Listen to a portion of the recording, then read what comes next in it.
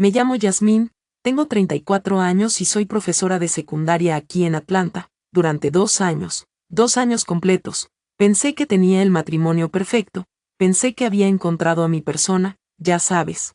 Esa persona que te protege, te cuida, que estaría a tu lado pase lo que pase. Mi esposo, Devon, era todo lo que yo creía desear. Era atento, cariñoso, siempre pendiente de mí, siempre preguntándome si estaba bien.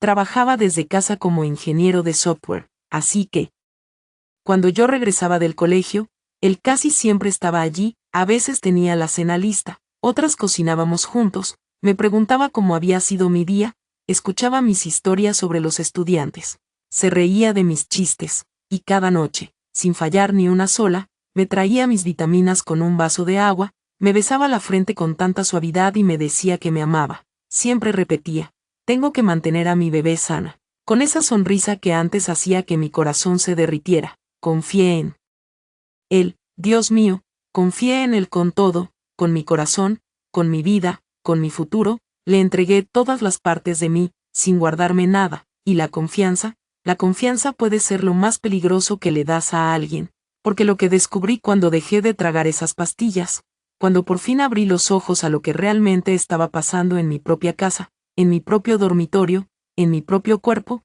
destruyó todo, destrozó cada recuerdo, manchó cada momento, convirtió cada te amo en una mentira, hizo añicos todo lo que yo creía saber sobre el hombre con el que me casé, sobre la vida que llevaba, sobre quién era yo, pero antes de contarles eso, antes de hablarles de la pesadilla que viví, necesito que hagan algo por mí. Si estás viendo este video ahora mismo, por favor dale like y suscríbete al canal. Necesito que esta historia llegue a tantas personas como sea posible, porque si esto me pasó a mí, una mujer educada, una profesora, alguien que pensaba ser cuidadosa, le puede pasar a cualquiera.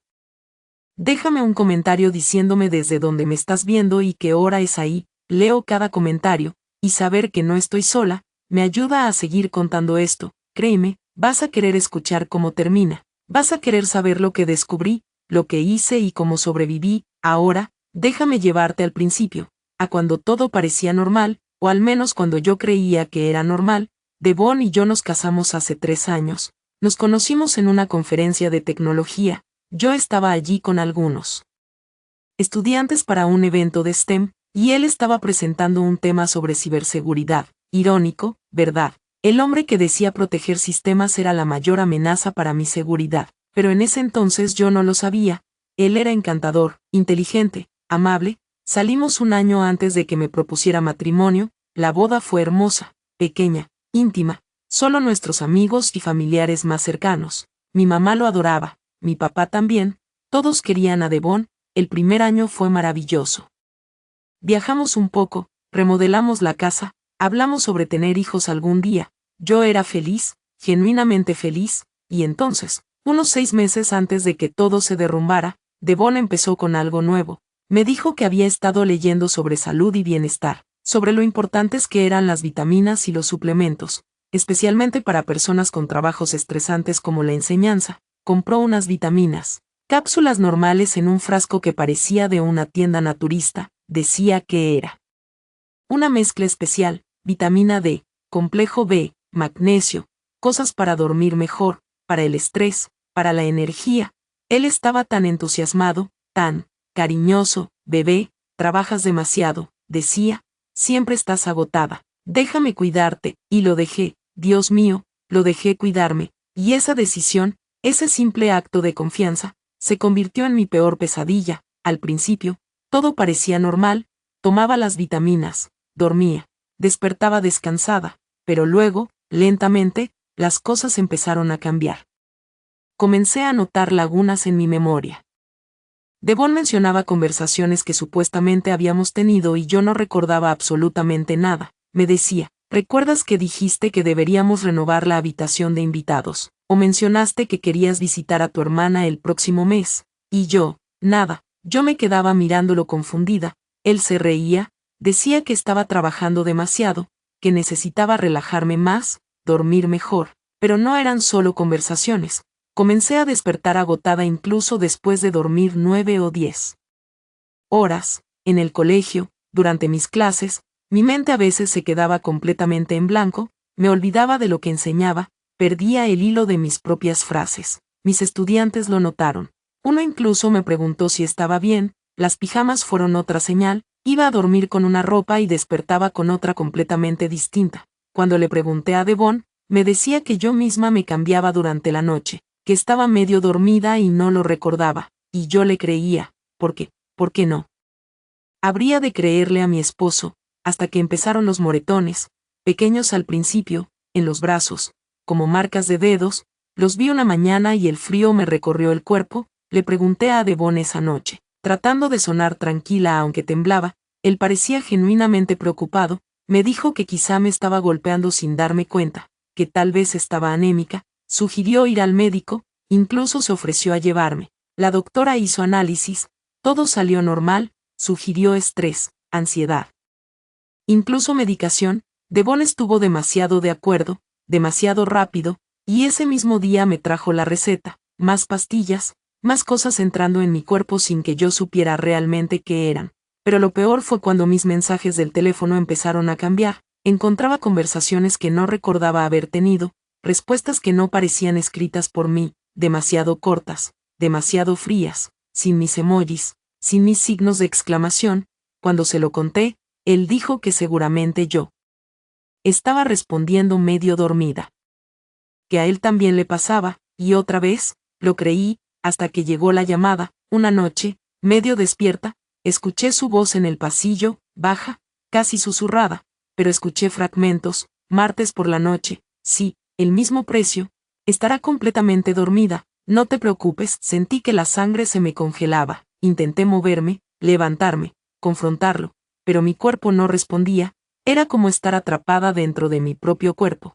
A la mañana siguiente, me convencí de que tenía que haber sido un sueño, tenía que serlo, porque la alternativa era demasiado horrible, pero desde ese momento, algo dentro de mí empezó a despertar, empecé a observarlo, empecé a fingir que tomaba las pastillas, a esconderlas, a escupirlas en el baño, y él lo notó, empezó a mirarme más, a vigilarme, me pedía que abriera la boca después de tragar, sonreía, pero la sonrisa no llegaba a los ojos, y entonces llegó la noche en la que todo cambió. Devon me trajo las vitaminas a las 10:30 p.m. Como siempre, me observó tomarlas, me besó la frente, me deseó dulces sueños, pero esa noche, las pastillas sabían distinto, se disolvían más rápido, dejaron un sabor amargo, y por primera vez, sentí miedo real. Sabía que algo estaba mal, muy mal, y esa noche tomé la decisión que probablemente me salvó la vida. No dormiría, me mantendría despierta, y vería lo que él hacía cuando creía que yo estaba inconsciente. Fue lo más difícil que he hecho, la somnolencia me tiraba hacia abajo, como si alguien me hundiera bajo el agua, pero me forcé a pensar en todo, en la llamada, en los moretones, en la ropa cambiada, en el candado de su escritorio. Algo iba a pasar esa noche, y yo necesitaba estar despierta para verlo. Clavé mis uñas en las palmas hasta que dolió, mordí el interior de mi mejilla, conté hacia atrás desde 1000, cualquier cosa para mantenerme consciente. Devon vino a revisar unos 30 minutos después. Escuché la puerta del dormitorio abrirse suavemente, escuché sus pasos acercarse a la cama. Mantener los ojos cerrados fue lo más difícil que había hecho en mi vida. Traté de mantener la respiración profunda y pareja como si estuviera dormida. Sentí cómo se inclinaba sobre mí, sentí su aliento en mi rostro. Estaba comprobando si estaba completamente fuera, cuando al fin se incorporó y salió del cuarto, cerrando la puerta detrás de él. Mi corazón latía tan fuerte que pensé que lo habría escuchado. Estaba aterrada. No sabía qué estaba esperando, ni qué creía que iba a pasar, pero cada nervio de mi cuerpo gritaba que debía mantenerme alerta. A las 11:47 de la noche, y nunca olvidaré la hora porque estaba mirando el reloj de mi mesita de noche para no desmayarme. Devon volvió a entrar al cuarto, no encendió la luz, se movió en silencio, con cuidado, y por mis ojos apenas entreabiertos lo vi sacar algo de su bolsillo. Se quedó de pie sobre mí un largo momento y tuve que combatir cada instinto de mi cuerpo para no estremecerme, para no reaccionar. Luego se fue. La casa quedó en silencio. Esperé, escuchando cada crujido y cada gemido de la estructura. A las 2:13 de la madrugada, escuché sus pasos en el pasillo, pero no iban hacia la cocina ni hacia el baño. Iban hacia abajo, y no hacia la sala. Lo escuché abrir la puerta del sótano.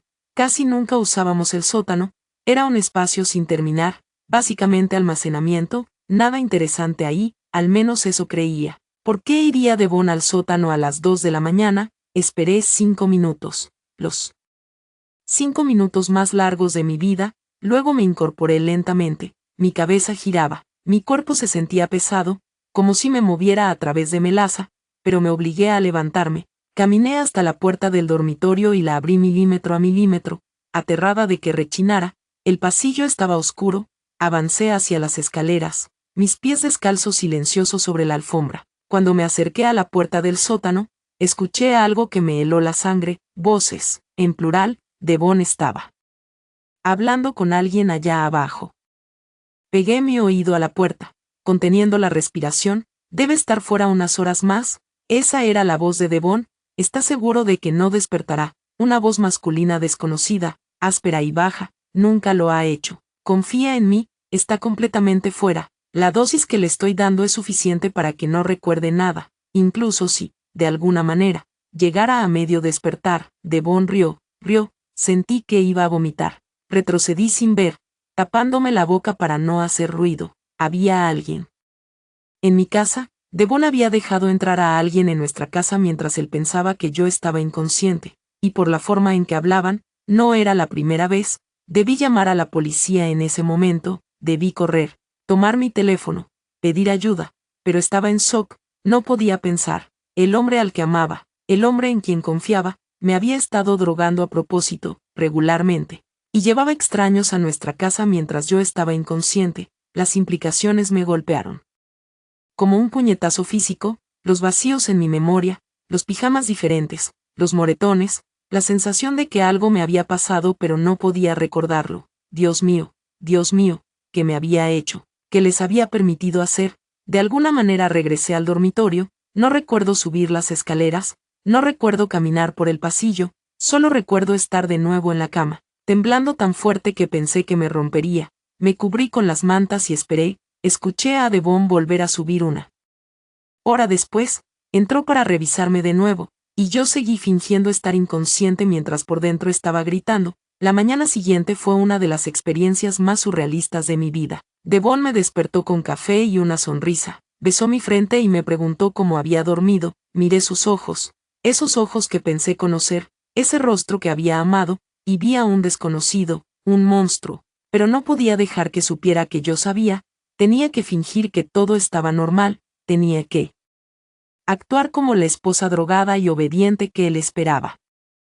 Dormí muy bien, mentí, tomando el café con manos temblorosas que esperaba él atribuyera a estar medio dormida. Gracias, cariño, sonrió, esa sonrisa que solía hacerme sentir segura, y bajó a preparar el desayuno. En cuanto se fue, corrí al baño y vomité. Me sostuve de lavamanos, mirándome en el espejo. Mi rostro estaba pálido, mis ojos, vacíos, apenas me reconocía.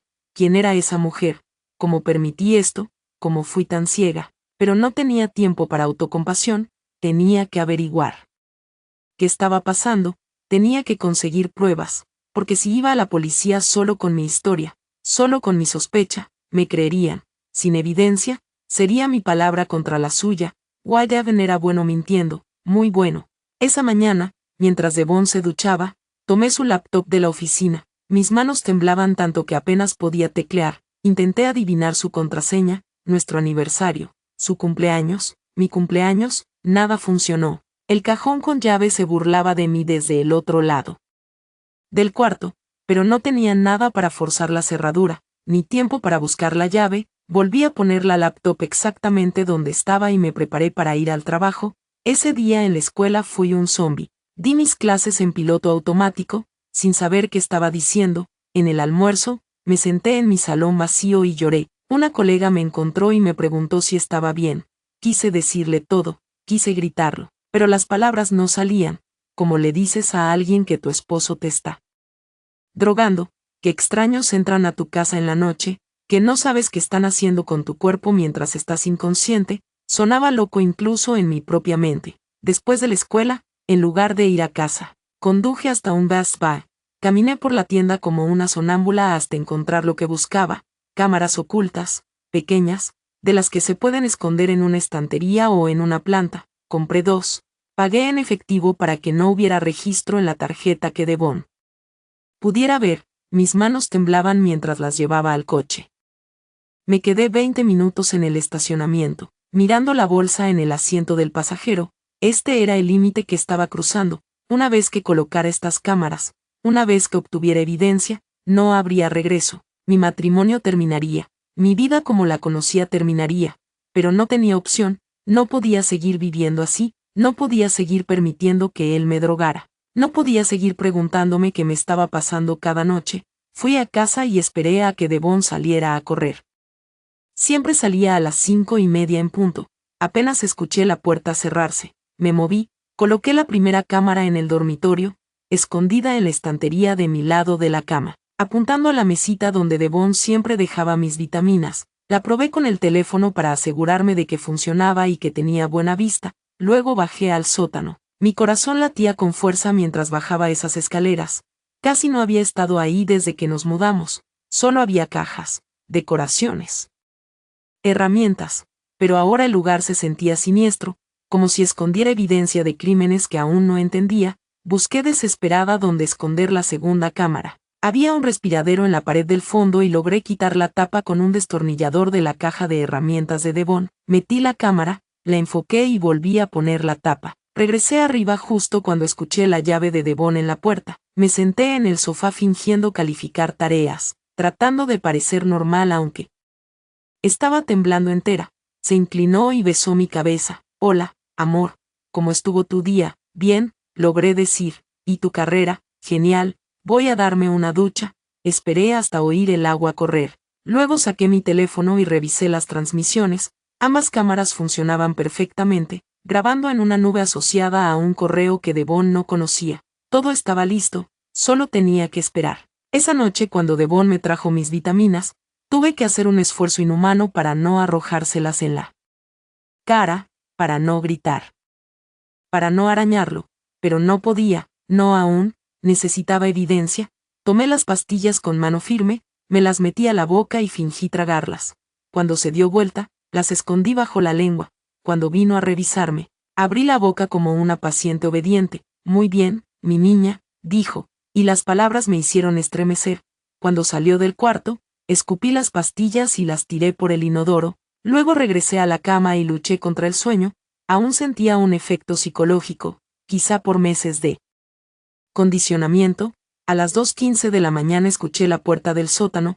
Esta vez no lo seguí, esta vez dejé que las cámaras hicieran su trabajo. Permanecí en la cama, ojos cerrados, corazón acelerado, mientras mi esposo hacía quién sabe qué en el sótano. Después volvió, me revisó una vez más y se durmió a mi lado como si nada. Hice esto 3 noches fingiendo tomar las pastillas, 3 noches luchando por mantenerme despierta, 3 noches escuchando a mi esposo merodear por la casa mientras creía que yo estaba inconsciente. La 4ª noche, no bajó al sótano. Tal vez ya había obtenido lo que quería por la semana, no lo sabía. Solo sabía que no podía esperar más. Tenía que ver lo que habían grabado esas cámaras.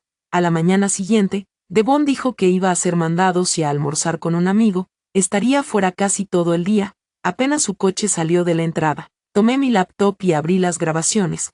Quiero que entiendas algo. Creí estar preparada. Creí saber lo que iba a ver. Creí que ya nada podría sorprenderme después de todo lo que había descubierto. Me equivocaba tanto. La cámara del dormitorio mostró exactamente lo que sospechaba. Devon dándome las pastillas, observándome tomarlas, revisándome cuando se suponía que estaba inconsciente. Pero los datos de tiempo fueron lo que me destruyó. La metadata mostraba que esto había estado pasando por 7 meses. 7 meses, no 6 como yo pensaba. Había empezado a drogarme. Incluso antes de que yo notara los primeros síntomas. Y la cámara mostraba otras cosas. Devon revisando mi teléfono mientras yo estaba inconsciente, escribiendo mensajes, borrando cosas, Devon cambiándome la ropa, acomodando mi cuerpo, moviéndome como si fuera una muñeca. La violación emocional y física de verlo fue tan profunda que quise incendiar el mundo, pero nada, absolutamente nada, se comparaba con lo que vi en las grabaciones del sótano. Vi a mi esposo, el hombre al que prometí amar, traer hombres a nuestra casa, vi cómo los guiaba al sótano donde había colocado una cámara en un trípode, y entendí lo que estaba pasando. No solo dejaba entrar desconocidos a mi casa, les cobraba. Les cobraba dinero para que vinieran a nuestra casa mientras yo estaba drogada e inconsciente arriba. Las grabaciones lo mostraban aceptando billetes, mostrándoles fotos en su teléfono, fotos mías. Lo supe por sus reacciones. Vi el dinero cambiar de manos. Vi hombres parados al pie de las escaleras del sótano mirando hacia arriba, hacia donde yo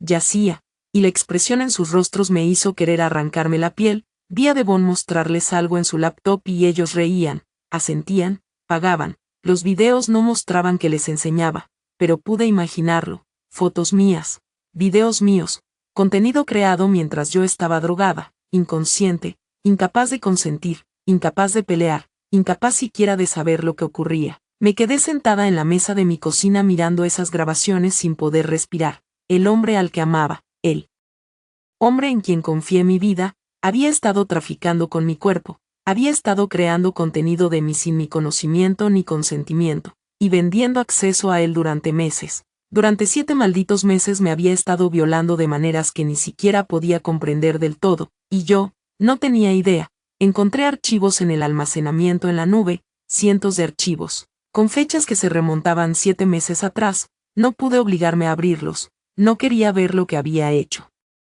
lo que había grabado.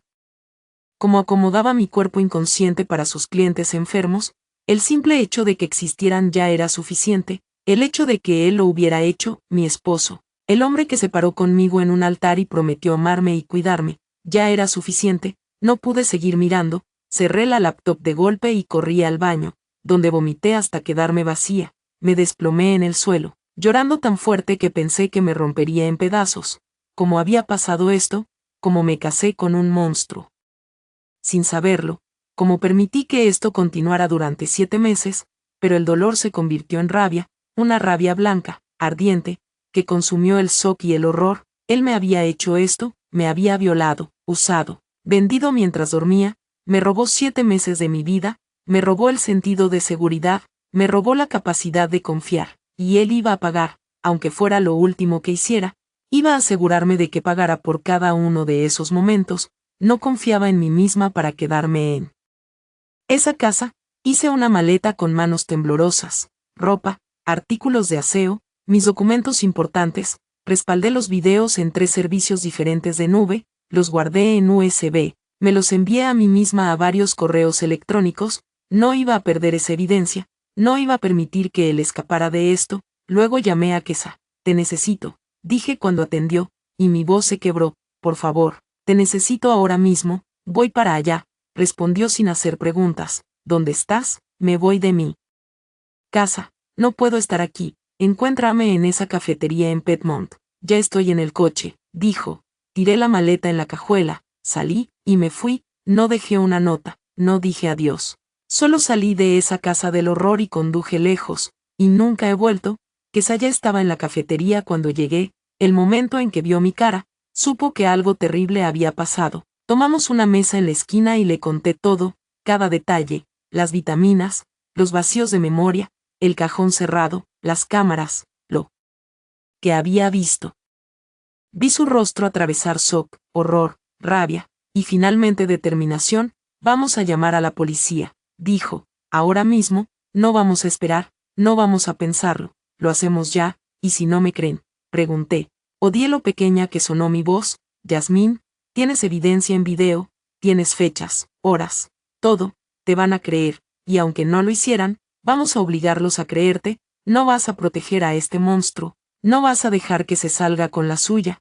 Tenía razón, lo sabía, pero hacer esa llamada fue una de las cosas más difíciles que he hecho. Fuimos a su casa. No podía enfrentar una estación de policía todavía. No podía caminar en ese edificio y decir esas cosas en voz alta a desconocidos. Kesa llamó al número de no emergencia y explicó que su amiga necesitaba reportar un crimen grave. Mandaron oficiales a su casa en 30 minutos. Los 2 oficiales fueron pacientes y profesionales. Una de ellos era una mujer, la detective Sarah Martínez. Nunca olvidaré su rostro mientras empezaba a contarles mi historia. No me interrumpió, no me cuestionó, solo me dejó hablar. Les mostré las grabaciones en mi laptop, no todas. No podía verlas todas otra vez, pero suficientes.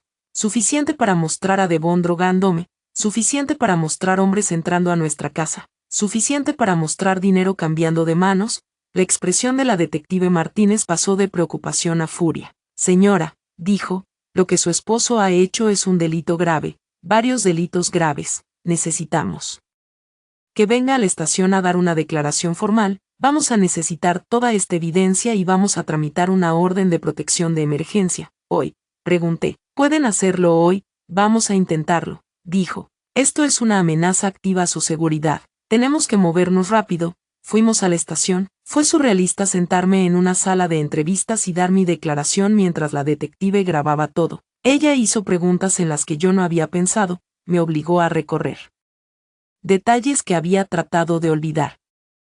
Fue minuciosa y compasiva, y al final sentí que tal vez, solo tal vez, iba a sobrevivir esto. La orden de protección fue concedida esa tarde. A Devon se le prohibió contactarme, acercarse a mí, estar donde yo estuviera. Me quedé con Kesa esa noche. Nos sentamos en su sofá en silencio porque no existían palabras suficientes para lo que sentía. La policía ejecutó una orden de cateo en mi casa, lo que solía ser mi casa. A la mañana siguiente, la detective Martínez me llamó alrededor del mediodía para decirme que habían encontrado todo. El cajón cerrado en la oficina de Devon contenía discos duros llenos de imágenes y videos míos, algunos fechados incluso antes de casarnos. Antes de que comenzara a drogarme regularmente, él había estado planeando esto, preparándolo, quizá desde el principio. Encontraron listas de clientes, registros de pagos en criptomonedas, correspondencia con docenas de hombres, encontraron las vitaminas que me había estado dando. El análisis mostró que contenían rohypnol, la droga de violación. No eran vitaminas, sino veneno envuelto en una mentira. Arrestaron a Devon en su trabajo esa misma tarde. Yo no estaba allí, pero la detective me dijo que intentó pelear, intentó huir. Lo derribaron en el estacionamiento de su oficina, frente a todos sus compañeros. Todos los que creían que era un tipo normal lo vieron ser arrestado por drogar y traficar a su propia esposa. Me llamó desde la cárcel. No sé cómo consiguió mi número, no debía contactarme, pero mi teléfono sonó 2 días después de su arresto, y era él. Casi no contesté, pero una parte de mí necesitaba escuchar su voz, necesitaba saber qué demonios pensaba que podía decirme. Yasmín, dijo, y sonaba tan normal, como el Devon del que me enamoré. Cariño, por favor, todo esto es un malentendido, ¿puedo explicarlo todo? Me reí, de verdad me reí, y sonó desequilibrado incluso para mí. Explicar qué, Devon. Explicar cómo me drogaste durante 7 meses, explicar cómo vendiste acceso a mi cuerpo mientras estaba inconsciente. Explicar exactamente que, no fue así, dijo, y ahora había desesperación en su voz. Nunca dejé que nadie te tocara, lo juro, solo eran fotos, videos tuyos dormida, nada más. Necesitaba el dinero, teníamos deudas. No teníamos deudas, le grité, estábamos bien. Hiciste esto porque estás enfermo, porque eres un depredador, un monstruo, y viste la oportunidad de violar a tu propia esposa por dinero. Yasmín, por favor, ojalá te pudras. Dije, y mi voz sonaba fría, muerta. Ojalá pases cada día del resto de tu miserable vida pensando en lo que hiciste. Ojalá nunca conozcas la paz. Ojalá la culpa te destruya. Colgué. Intentó volver a llamar, lo bloqueé. Esa fue la última vez que hablé con Devon. El proceso legal fue agotador. Tuve que testificar ante un gran jurado. Tuve que sentarme en una sala llena de desconocidos y describir en detalle lo que me hicieron, lo que descubrí, lo que sentí al ver los videos.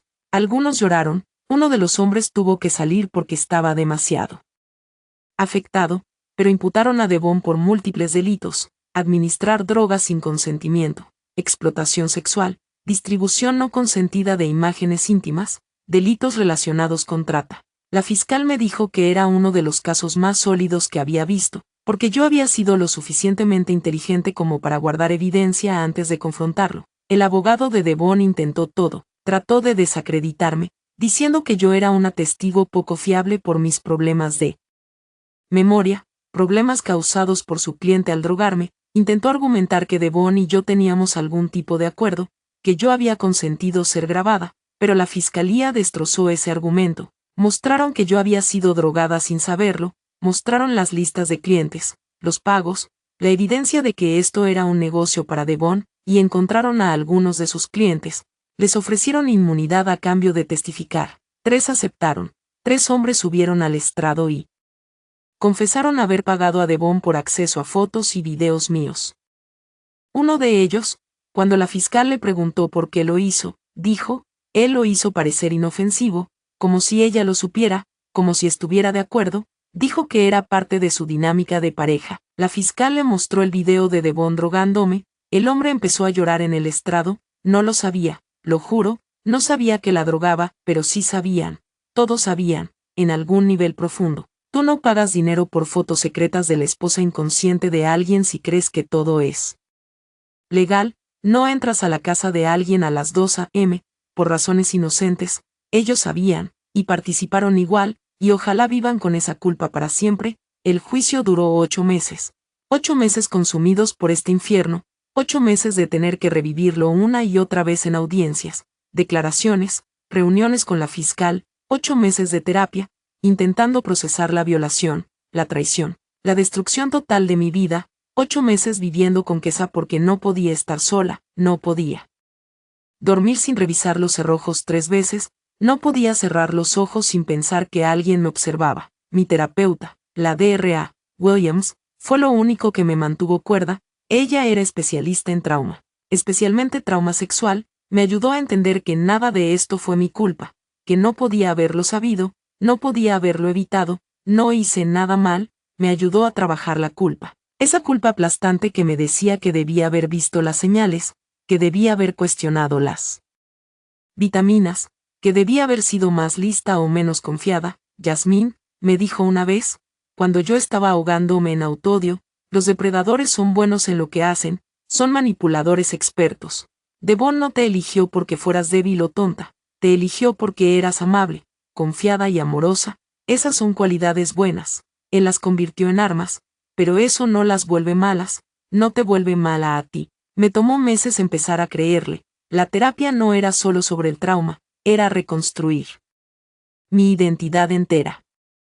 Porque él también me había robado eso, no sabía quién era ya, era la mujer que yo pensaba que había sido esos 7 meses, o esa persona ni siquiera existió realmente porque estaba drogada. ¿Quién era yo antes de las vitaminas? ¿Quién iba a ser después? La Dra. Williams me ayudó a entender que yo seguía siendo yo, que el núcleo de quién soy, la maestra que amaba a sus estudiantes, la amiga que siempre estaba ahí, la mujer que valoraba la honestidad y la bondad, todavía existía, solo estaba enterrado bajo trauma.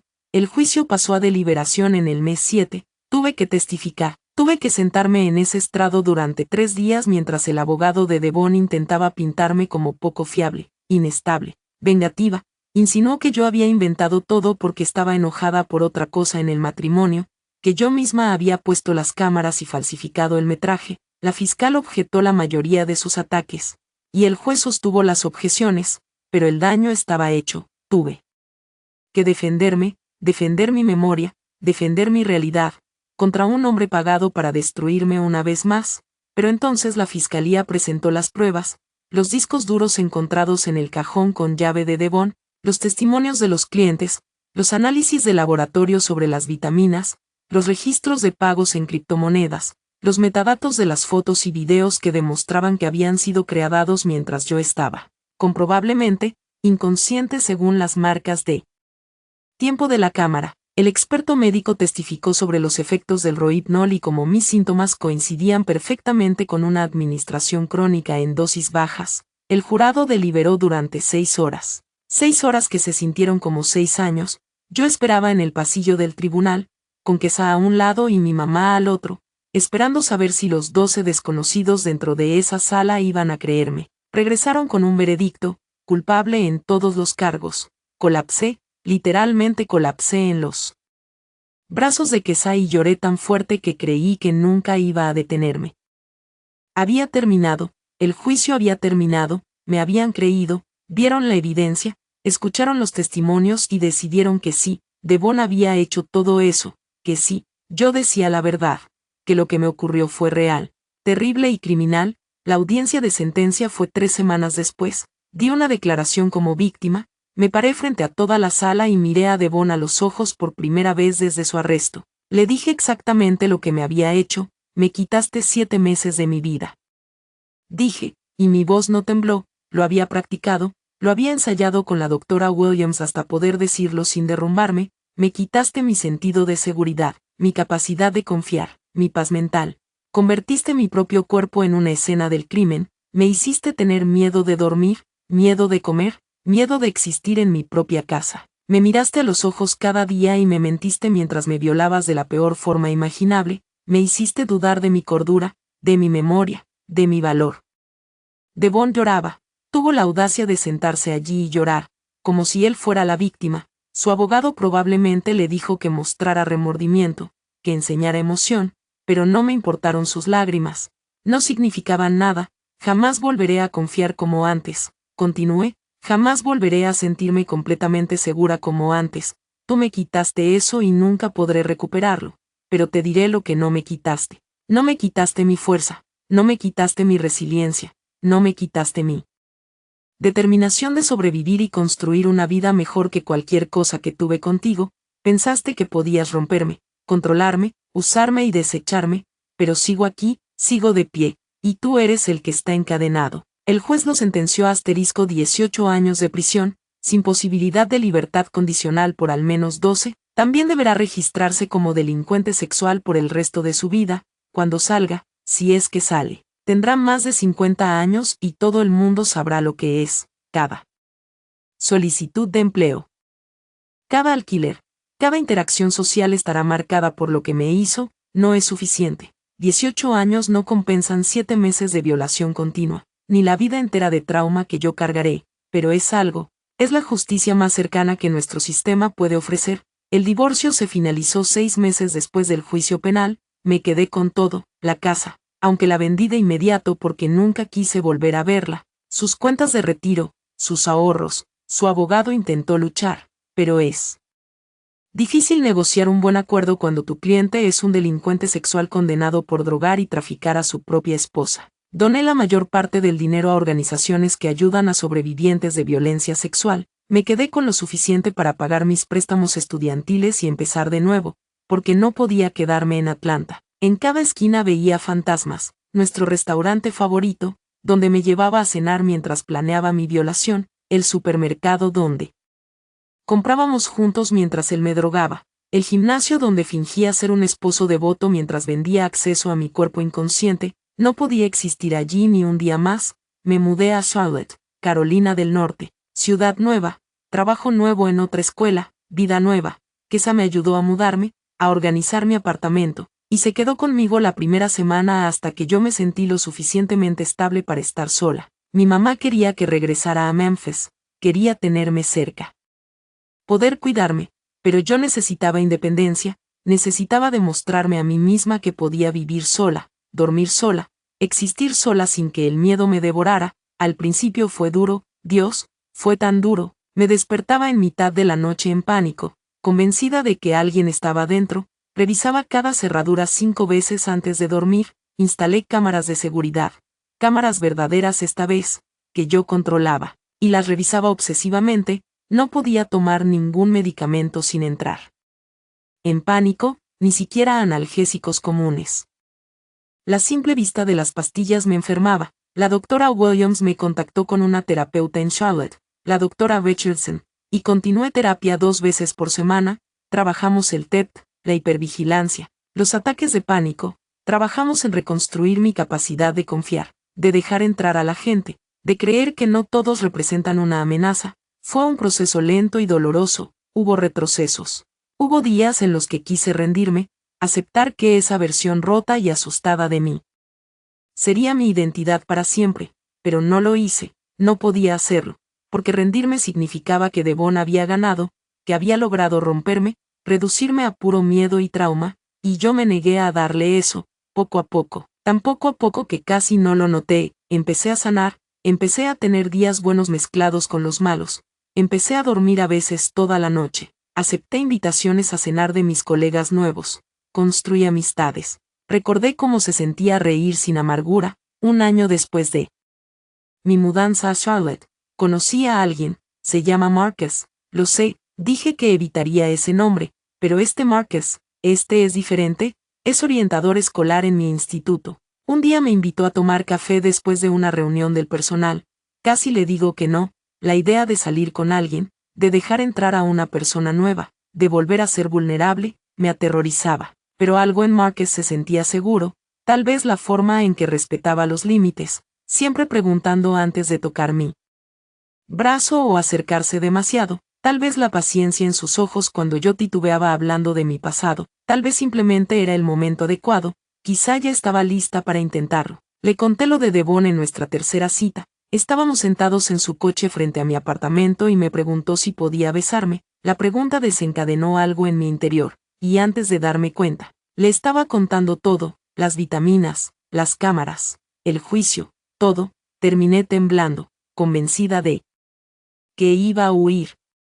Convencida de que nadie querría a alguien tan rota como yo, Marcus guardó silencio mucho tiempo, luego dijo, gracias por confiarme esto, no puedo imaginar lo difícil que fue sobrevivir a lo que pasaste, pero Yasmín, lo hiciste, saliste de ahí, conseguiste justicia y sigues aquí, eso requiere una fuerza increíble, y si tú quieres, me gustaría ser alguien en tu vida que te lo haga más fácil, no más difícil, pero iremos al ritmo que tú necesites, sin presión, sin expectativas, solo déjame estar aquí contigo. Lloré, y lo dejé abrazarme mientras lloraba. Se sintió como el primer contacto seguro que tenía de un hombre en años. Llevamos 8 meses juntos ahora, no es perfecto, aún tengo momentos de pánico, aún tengo pesadillas, aún lucho con la confianza, pero Marcus es paciente, me recuerda tomar mi medicación cuando lo olvido, no me empuja más allá de mis límites, me deja revisar su teléfono cuando la paranoia me consume, aunque odio tener esa necesidad,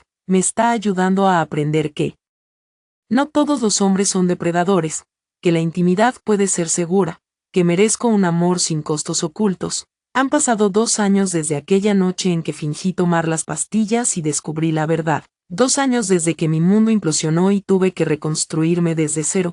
Hay días en los que aún no puedo creer que ocurrió. Días en los que despierto esperando que todo haya sido una pesadilla, esperando encontrarme de nuevo en Atlanta, en esa casa, con Devon llevándome el café de la mañana como siempre, pero no fue una pesadilla, fue real, me ocurrió y aún así sobreviví, y sigo aquí, sigo enseñando, amo a mis estudiantes de Charlotte tanto como amé a los de Atlanta, soy buena en mi trabajo, me da propósito, me da algo en que enfocarme que no sea mi trauma, sigo en terapia, probablemente lo estaré por años, sigo sanando, aprendiendo a existir en un mundo donde alguien a quien amé me hirió de formas que nunca imaginé posibles. Devon intentó apelar su sentencia. Su nuevo abogado argumentó que 18 años era demasiado, que debía ser elegible para libertad anticipada. La apelación fue denegada, está actualmente en una prisión de seguridad media en Georgia. Según los registros públicos, ha recibido múltiples sanciones disciplinarias.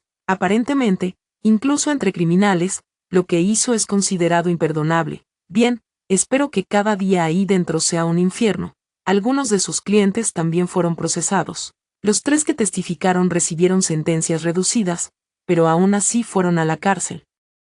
Los demás, los que pudieron identificar gracias a los registros de Devon, fueron acusados de varios delitos relacionados con la compra y posesión del material. Yo testifiqué en algunos de esos juicios. Fue agotador tener que contar mi historia una y otra vez, pero la fiscalía dijo que era crucial, que esos hombres debían enfrentar las consecuencias por su participación en mi victimización. Uno de ellos intentó disculparse conmigo fuera del tribunal después de su sentencia. Se acercó en el estacionamiento y yo entré en pánico.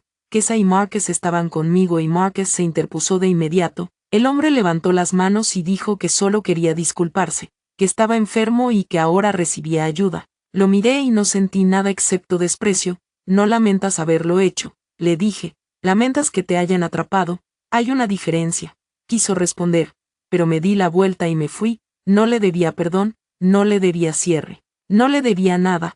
Hay señales de advertencia que ojalá hubiera sabido reconocer, las comparto ahora con cualquiera que quiera escuchar, porque si mi historia puede ayudar a una sola persona a identificar lo que le está ocurriendo, entonces tal vez algo bueno pueda surgir de esta pesadilla. Si tu pareja insiste en que tomes medicamentos o suplementos que ellos mismos te dan, cuestiónalo, pide ver el frasco, investiga la marca, considera hacerlos analizar si algo te parece extraño, confía en tu instinto, si tienes lagunas mentales o episodios de amnesia que no puedes explicar.